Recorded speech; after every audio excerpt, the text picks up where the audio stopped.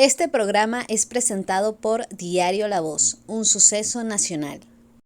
El Espectador de Caracas. 800 Noticias. Forum Supermayorista. Compra más, ahorra más. Style Shop, tu mejor opción en marca y accesorios. Hola, bienvenidos a Conversando con Emilio. Hoy una edición muy especial. 56 años del diario La Voz.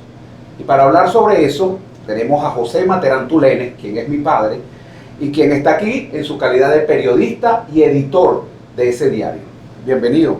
Gracias, muchas gracias Emilio por la invitación. Espero que podamos conversar de lo humano y lo divino, ¿no? Bueno, primero que nada, ¿cómo surgió La Voz? Estamos hablando de 1966. Un pueblo con muy pocas cosas. ¿Por qué un periódico? ¿De dónde salió esa idea? ¿Pensaste así, bueno, voy a sacar un periódico? O sea, ¿cómo surgió lo que en ese entonces fue La Voz de Guarena? Bueno, eso tuvo su comienzo. En primer lugar, mi inquietud como periodista nació en el liceo Fermín Toro, en un periódico mural del liceo donde yo activaba. Y cuando me correspondió ir a Guarena, yo diría que por un accidente fui a Guarena. En esa oportunidad fuimos a unas competencias internacionales deportivas, ¿no? Que fue el 7º Festival Mundial de la Juventud, donde yo participé en el equipo de voleibol de Venezuela y también en el equipo de atletismo. ¿Esas competencias fueron en Viena, en el Soccer Plus de Viena.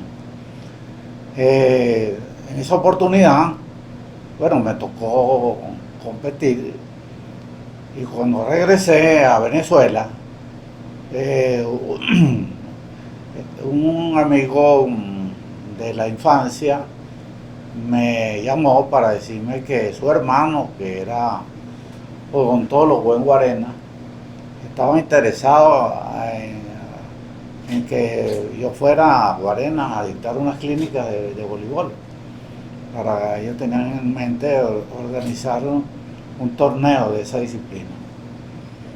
Bueno, fui a Guarena, hice una gran amistad con el doctor Tulio Díaz Pantoja, que para ese entonces era el único odontólogo que existía en Guarena. Guarena era una ciudad bucólica, yo diría que un pueblo bucólico de unos 9.000 habitantes. Wow.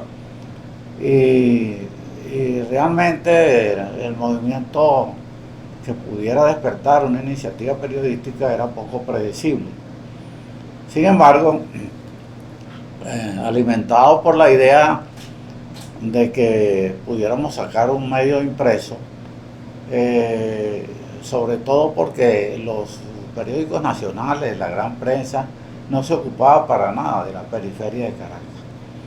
Todo lo que ocurría en Caracas era reseñado por los grandes diarios, Última Noticia, Nacional, Universal. Pero no le dedicaban tiempo a pueblos aledaños. Pero espacio para los pueblos aledaños, con excepción de Los Teques, que pues, por ser la capital del estado tenía un corresponsal ahí. En esa época no había autopista, eran como 45 minutos por la carretera vieja. 45 minutos cuando el tiempo lo permitía, porque por lo general cada vez que llovía se caía un cerro, se trancaba la carretera. Era una tragedia ir para Guarena, o venir de Guarena a Caracas. Sí, era tan cotidiano eso de que se caía el cerro y se trancaba la vía, que mucha gente que eran conductores que a diario tenían que transitar por ahí, tenían en sus maletas una mesa portátil, un juego de dominó para pasar el tiempo en la carretera mientras las autoridades abrían la vía de nuevo.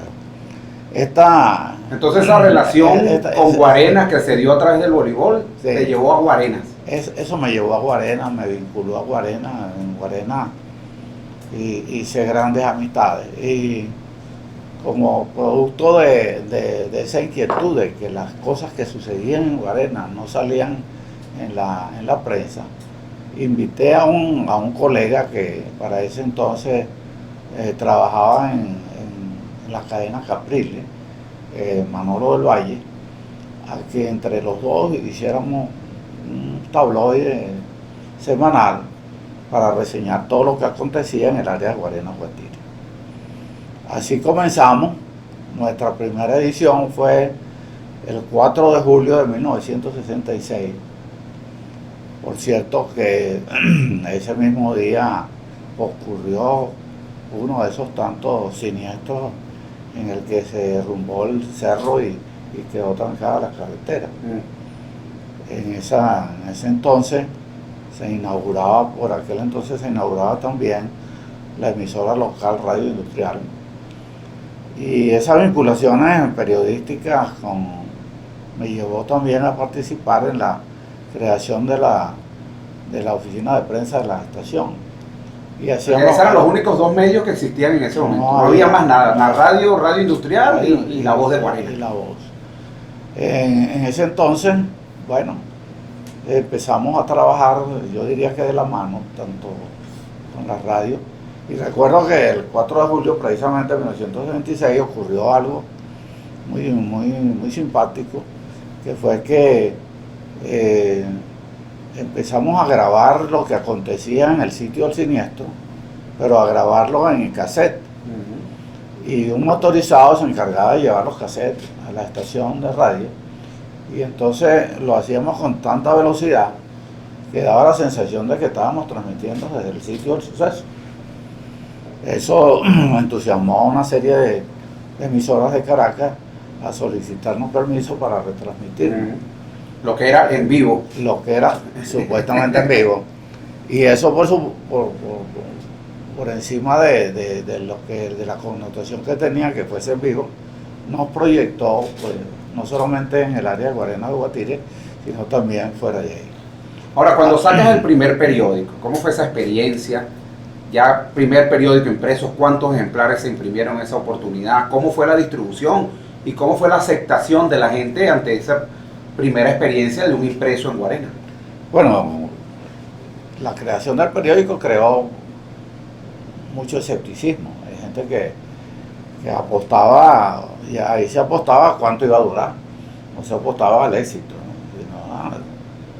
En muchos casos hay gente que decía, mira, llegó otro loco a Guarena que está fundando un periódico aquí. ¿Ya habían habido otros intentos de periódicos en Guarena? No, para nada. Había una experiencia muy remota de los años 40 por allá, cuando un periódico pasquín que se llamaba El Eco Guarenero, pero que no tuvo mayor trascendencia, pues no sacó más de 2 o 3 ediciones. En esa época comenzamos a pulsar la opinión de todos los sectores representativos de la colectividad. Y me tocó a mí, porque éramos Manolo y yo, Manolo del Valle. Manolo del Valle. Periodista también. Periodista también. Bueno, los únicos que teníamos la carga de hacer el periódico. Por supuesto, Manolo inclinaba mucho su trabajo hacia la farándula, porque él era un periodista de farándula.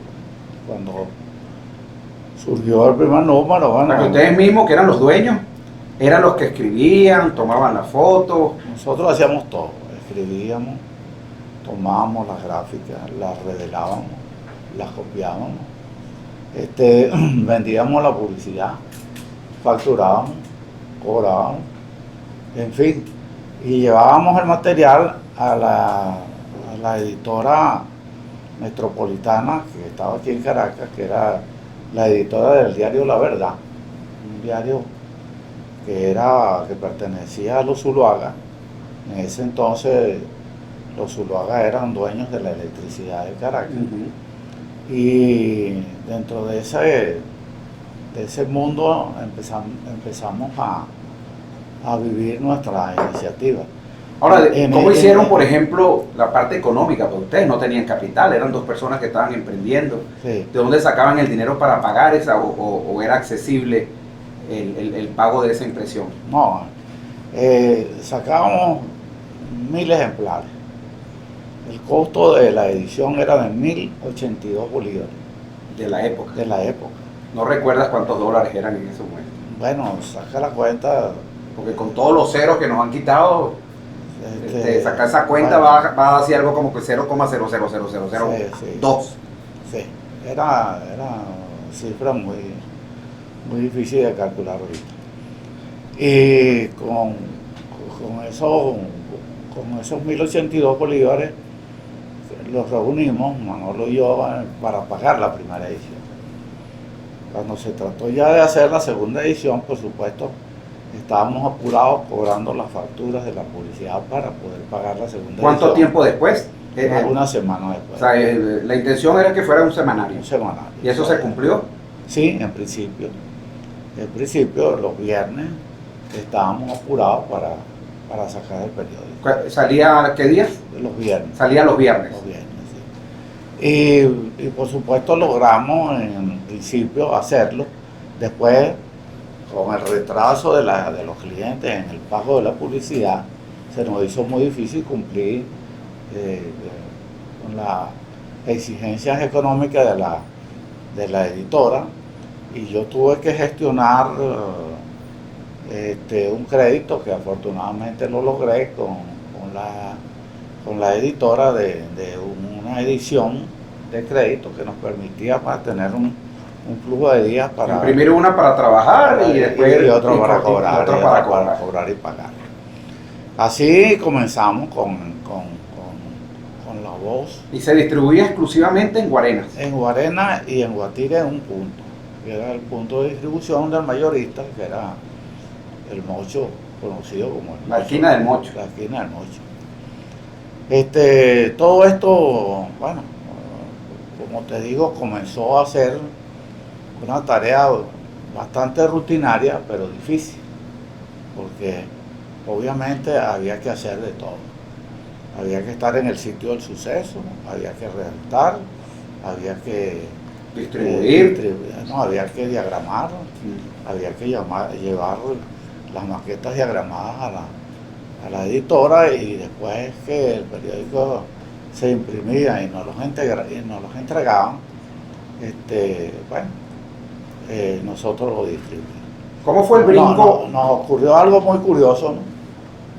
Que en la primera edición se suponía que habíamos mandado a editar 1000 ejemplares. Y cuando recogimos la primera edición, tuvimos una devolución de 1300. Se reprodujeron 300 ejemplares en la devolución.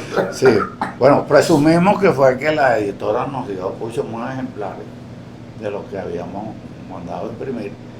Y en esa época no teníamos la destreza ni la preocupación por contar ejemplares ni nada, sino que todo lo hacíamos. Y eso no desmotivó, imprimir 1000 y que te devuelvan 1300. No, porque nosotros veíamos que en la calle había bastante gente con el periódico en la mano. O sea, que fueron mucho más de 1500. Entonces, por eso presumimos que fue que la editora nos dio mucho más ejemplares de lo que nosotros le ordenamos.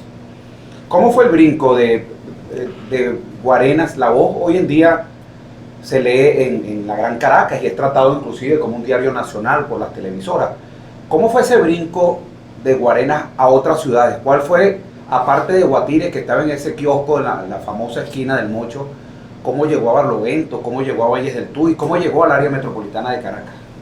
Bueno, cuando el periódico salió y comenzamos a reseñar todas las cosas que nos llegaban sin limitación alguna y sin ningún tipo de censura, nos encontramos que había una comunidad llena de necesidades y sobre todo con muchas ganas de denunciar.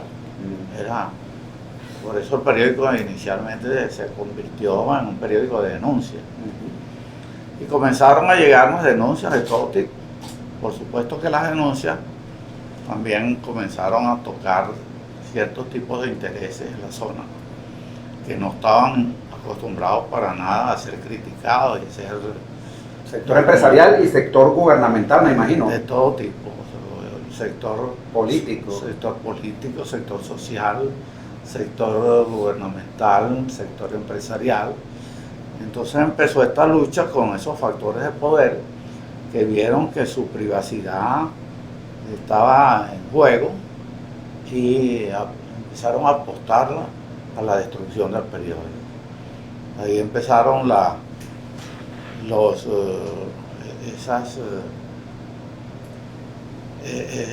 esas campañas para que los comerciantes no anunciaran en el periódico, para que se creara una atmósfera negativa alrededor del periódico. Y por supuesto que nosotros, ante ese escenario, nos vimos en la necesidad de buscar también otro público que no fuera fundamentalmente el de Guarenas y Guatire. En las primeras de cambio apuntamos hacia Barlovento y hacia los valles del Tuy. Yo destiné una página para todos los sucesos de Barlovento y también otra página para todos los sucesos de los valles del Tuy. Esta estrategia dio como resultado que el periódico empezó a venderse con bastante éxito en esta zona, tanto en la zona de Barlovento como en la zona de los valles del Tuy.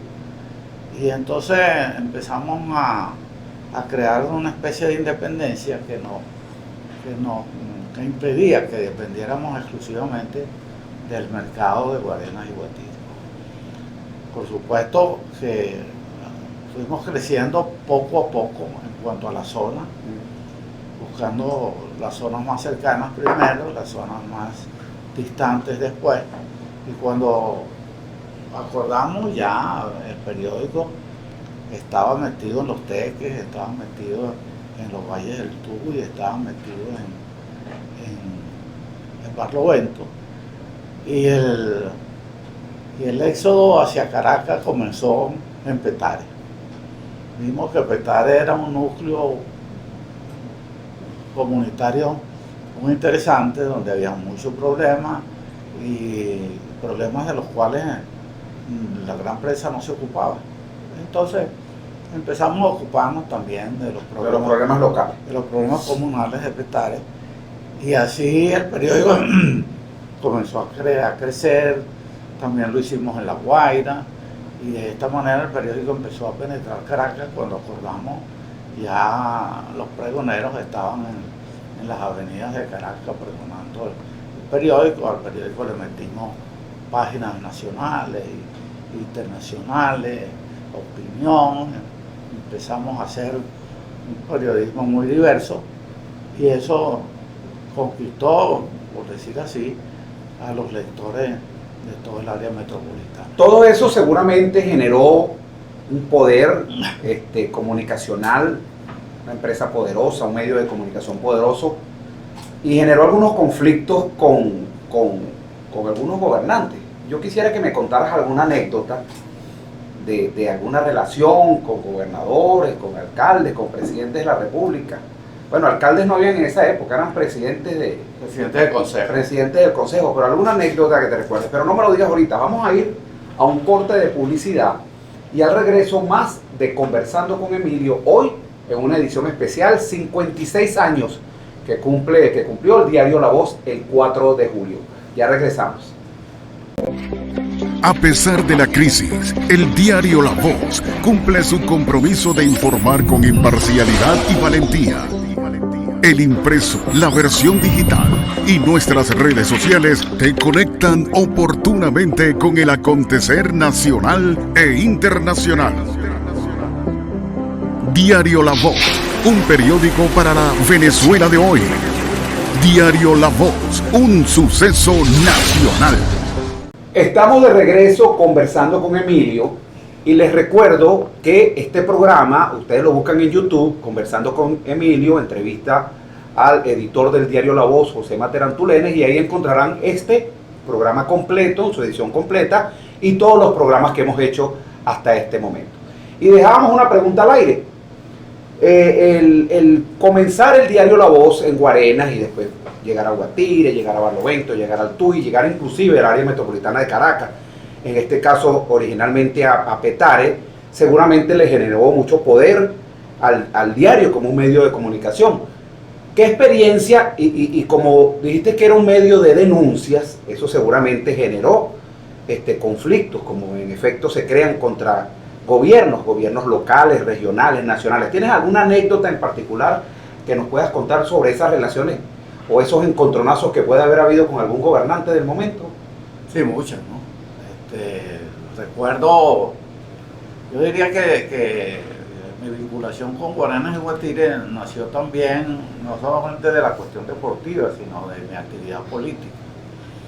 En ese entonces, yo era miembro de una organización política que auspiciaba la candidatura del doctor Arturo Uslar Pietri como candidato presidencial. Y en ese entonces, producto de esa relación, antes de que yo fundara el periódico, el gobernador del estado, que era el Nerio Neri Mago, me llamó para pedirme que aceptara la postulación como jefe civil de Guatire. En esa época los jefes civiles tenían mucho poder. Era como el prefecto. Era el prefecto, pero era el jefe de la policía. Era el jefe máximo de la civil. La autoridad máxima en un municipio. En lo que hoy en día es un municipio. Exacto.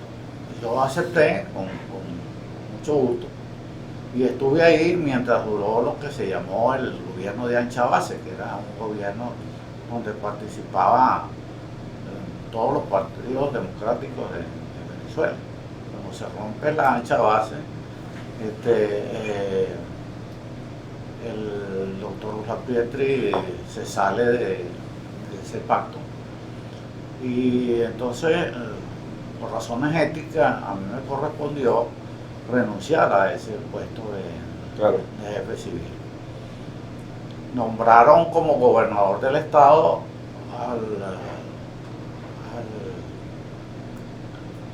una persona con mucho arraigo en el estado Miranda, que fue quizás una de las personas que hizo más en Irote y en la zona de Barlovento.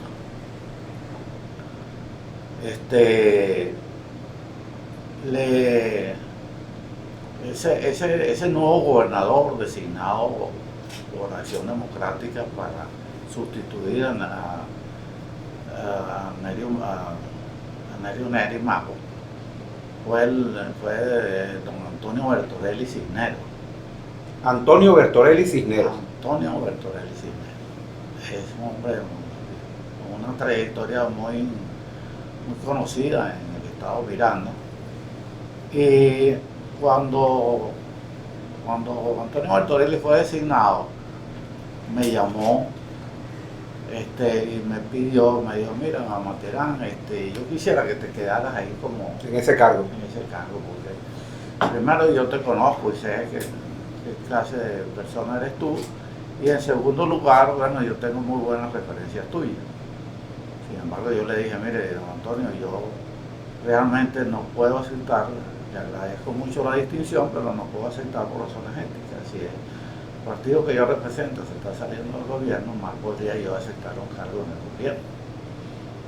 Bueno, esta forma de actuar me vinculó con muchos dirigentes políticos. Cuando yo comencé con el periódico, yo siempre monté el periódico sobre campañas muy puntuales. En la oportunidad en que comienzo con el periódico, comienzo con una campaña de un hospital para Guarenas. Todos los días. No tenía Guarenas en esa época, estamos hablando de 1966. No tenía hospital. En los 60 no tenía un hospital. Y empecé yo, Guarenas necesitaba. ¿Dónde nacían los niños entonces, en Guarenas? Bueno, ¿dónde atendían a la gente? Parturientas, una medicatura. Rurales.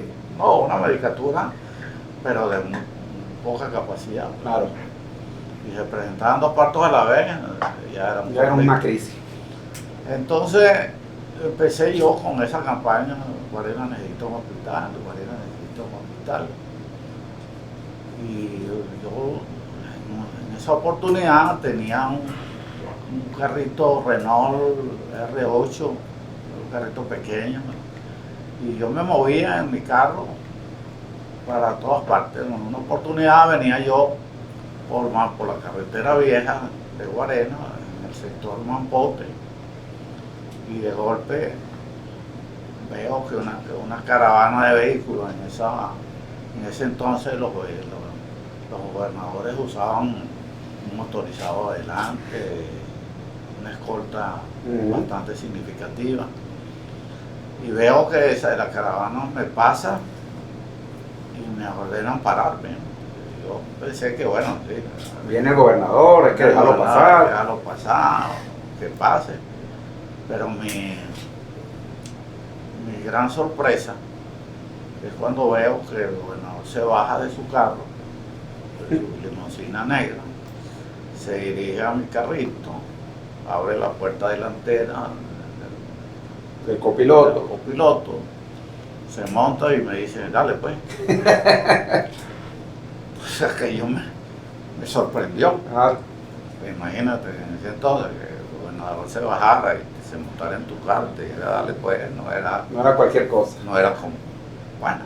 Era una autoridad designada por el presidente de la República, era como un ministro, pues hoy en día. Exacto. Sí, pues en esa época los gobernadores los designaba el presidente de la República. Arranqué yo con mi carrito y entonces el gobernador me dijo, mira, Materán, sácamelo. ¿Cómo? Sácamelo. Yo voy a hacer el hospital y le voy a poner tu nombre. Entonces, yo le dije, no, pues no, pero no, es que concha, le vale, ¿tú crees que ¿Hasta cuándo? ¿Hasta cuándo? Con esa melodía. Y hoy te voy a invitar a que hagas el recorrido por el estado conmigo. Y efectivamente, yo hice el recorrido que él tenía que hacer por Barlovento con él. Estuve en casi todas las reuniones que él tuvo con sus prefectos, con su gente, y era un hombre muy pintoresco. Recuerdo un prefecto que le dijo en una de esas poblaciones, mire, no tenemos patrulla, yo tampoco cargo patrulla en el bolsillo. Cosas así, sí. ¿Sabes? Por cierto que esa campaña, vamos a ver en la versión completa, la primera edición del diario La Voz, y dice en la parte inferior, Guarenas necesita pronto un hospital, o sea que desde el inicio, sí. Esa fue una de las campañas que arrancaron desde el inicio del periódico. Desde el inicio.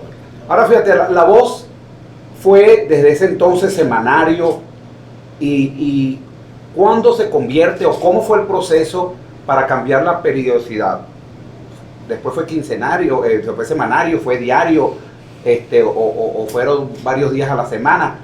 ¿Y cómo llegamos a lo que es hoy en día, que también tiene, por supuesto, su versión digital y todo y su Instagram y Twitter y todas las versiones en las redes sociales actualizadas? ¿Cómo fue ese proceso de semanario a pasar a diario a llegar entonces a su versión digital?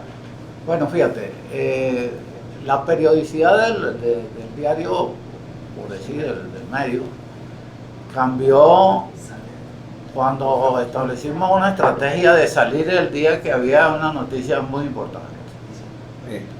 Y eso podía ocurrir 2 veces a la semana, podía ocurrir semanalmente, podía ocurrir quincenalmente, pero la salida del periódico iba de la mano con la noticia del momento. Y había muchas noticias, sobre todo sucesos, porque así como soltamos la campaña del hospital, agarramos la campaña de la autopista. Okay. En la carretera de Guarena había por lo menos un muerto todos los días.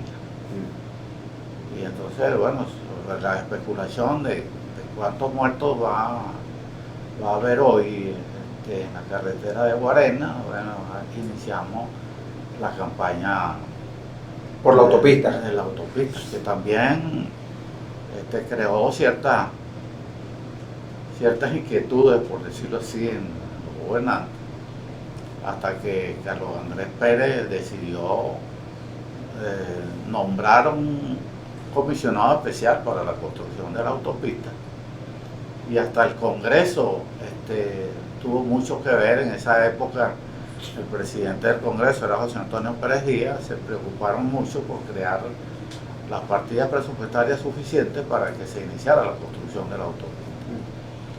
Esta estrategia que dio como resultado que cada vez que había una situación importante, el periódico salía. En Guarena era una población de mucha importancia noticiosa, porque había un hecho trascendente, como era que el Consejo Municipal había creado un impuesto confiscatorio contra la electricidad de Caracas, y como tal esa compañía de electricidad creó una nueva empresa que se llamaba Empresa de Electricidad de Guarenas y Guatire, el EGUA, y con la finalidad de separar los intereses de una empresa de la otra, ¿no? Y esa nueva empresa generó un conflicto con las autoridades municipales que fue en algunos momentos muy violento, porque la gente que no pagaba la luz, la electricidad iba y le cortaba la luz, y detrás de la cuadrilla de la electricidad iba una cuadrilla de la municipalidad que se la reconectaba, que la reconectaba de nuevo. Y entonces esa pugna, esa pelea, por decirlo en términos muy coloquiales, bueno, le dieron también al periódico material, insumo suficiente como para salir a veces hasta varias veces al día, ¿no? Varias veces a la semana. Cuando vimos que esto estaba ocurriendo con mucha frecuencia, ya entonces hablamos de La Voz Diaria. Empezamos a anunciar en el periódico que venía La Voz Diaria. Ya viene La Voz Diaria, ya viene La Voz Diaria. Y de esta manera comenzamos los preparativos. Recuerdo que inicialmente compramos 2 máquinas planas, que eran una manera muy rudimentaria de sacar un diario, pero apostamos al éxito de eso, y con 2 máquinas planas hacíamos el periódico en prensa plana. Después, claro, porque con la máquina plana tienes que encartar a mano. Sí. No entonces, sale el periódico como sale hoy en día en una rotativa. No sale doblado, sino sale plano. Sale plano. Y entonces arrancamos la impresión del periódico a las 2 de la tarde. Por cierto, había un cronograma de impresión. Y en la noche, ya a las 11 de la noche, iba un grupo de mujeres contratadas que se encargaban de doblar el periódico y encartarlo.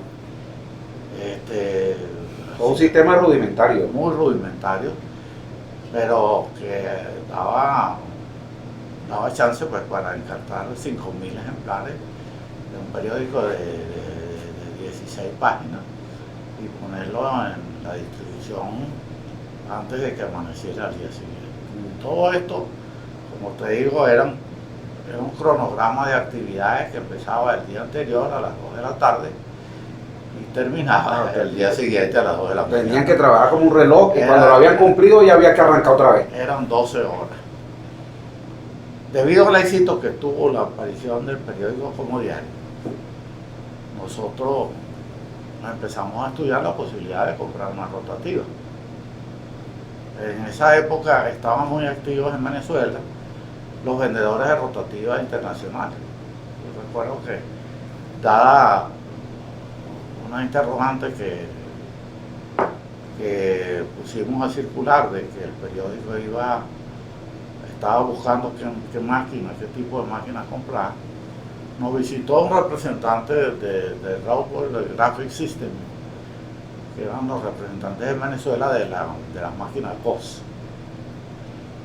Y bueno, le dijimos que sí, que teníamos interés en comprar una rotativa, siempre y cuando las condiciones fueran fueran aceptadas por el periódico. Esta empresa nos dio, a pesar de que nos vendió con condiciones muy leoninas, teníamos que pagar un interés del 21%, en esa época era un interés muy alto. ¿Y en dólares? Por el crédito.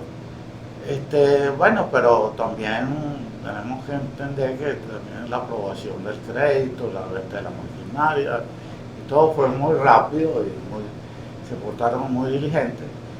Y al cabo de 15 días de haber empezado las conversaciones, me invitaron a ir a Chicago para que viera la máquina operando y definiéramos el contrato de compra. Yo fui a Chicago, me llevaron a visitar un periódico que se llamaba Naperville Zone, que era el sol de Naperville, una población cercana a Chicago.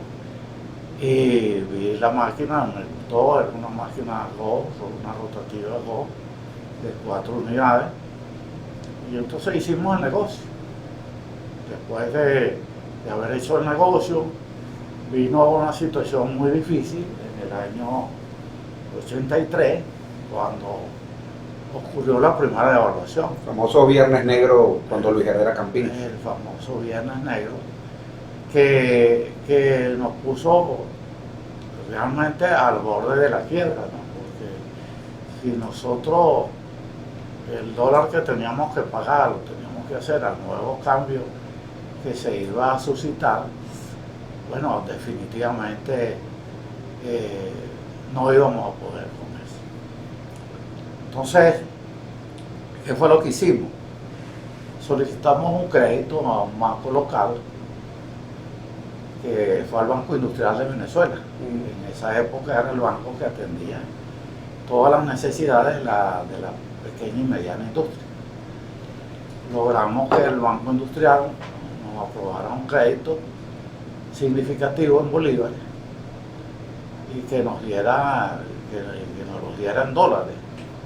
Con este cheque en dólares yo viajé a Estados Unidos, pagué la máquina, se la pagué al European Bank de Chicago, que era el banco que nos había financiado originalmente la máquina, y nos quedamos pagando la máquina al Banco Industrial con una tasa muy moderada de intereses que nos permitió seguir saliendo sin problema. Todas estas cosas pues ocurrieron dentro de un mar de vicisitudes y de cuestiones, porque en esa época recuerdo que el dólar estaba a 4.30 y pasó de 4.30 a 7.50. Casi se duplicó. O sea que duplicaba la deuda en cualquier momento que teníamos con el European Bank de Chicago. Bueno, bien, y ahora, ya en los minutos finales que nos quedan, La Voz, el diario La Voz, como se le conoce actualmente, tiene su versión digital, tiene su versión en las redes sociales, tiene su Instagram, tiene su Twitter, que por cierto lo vamos a poner en la pantalla ahí en la versión final. ¿Qué se vislumbra luego de haber pasado también y haber sobrevivido una pandemia, cosa que no es fácil, y haber sobrevivido situaciones políticas que han cerrado más de 130 periódicos impresos, han cerrado en Venezuela? La Voz se mantiene con unos 4 periódicos más o menos que existen hoy en día en la Gran Caracas. ¿Cómo vislumbras el futuro del diario La Voz? Bueno, yo voy a comenzar por decirte que lo que te he narrado hoy no es ni siquiera un pequeño porcentaje de las vicisitudes que tuvo que atravesar La Voz para consolidarse como un diario, ¿no? Fueron muchas las cosas que hubo que hacer. Esa pequeña rotativa después fue sustituida por una rotativa más grande, con más unidades, con una capacidad de producción. Llegamos en algún momento a tener una producción de 70.000 ejemplares diarios. Hicimos ediciones de 84 páginas en algunos momentos, ediciones especiales, aniversarias. O sea que el periódico cogió un auge muy importante y fue creciendo significativamente año tras año. Yo diría que nunca paramos de crecer.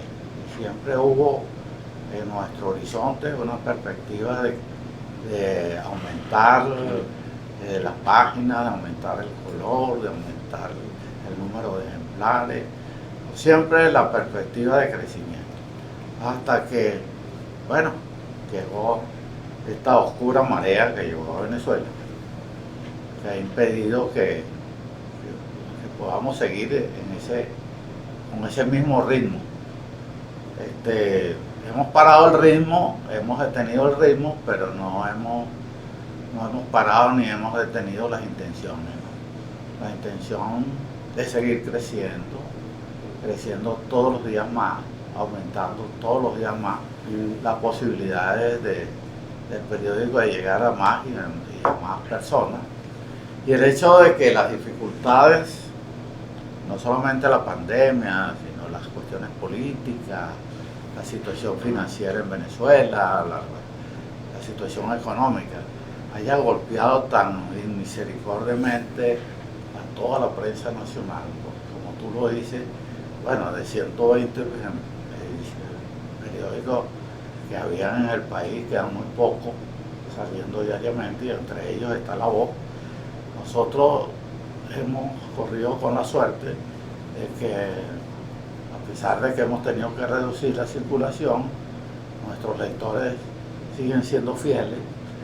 Tenemos una lectoría cautiva muy importante, y eso ha permitido que el periódico no dependa exclusivamente de la publicidad, sino también de la distribución del periódico. Y sobre ese norte, yo diría que sobre esa perspectiva nos seguimos moviendo pensando que nunca es suficiente. Nunca es suficiente. Las metas que hemos alcanzado son muy buenas, pero no son suficientes. Siempre tenemos una meta nueva. Ahora están no solamente el medio impreso, sino que están las redes sociales, donde hemos logrado el concurso de gente muy competente, muy inteligente, que nos ha colaborado con nosotros para que el crecimiento del medio a través de las redes sea todos los días más significativo.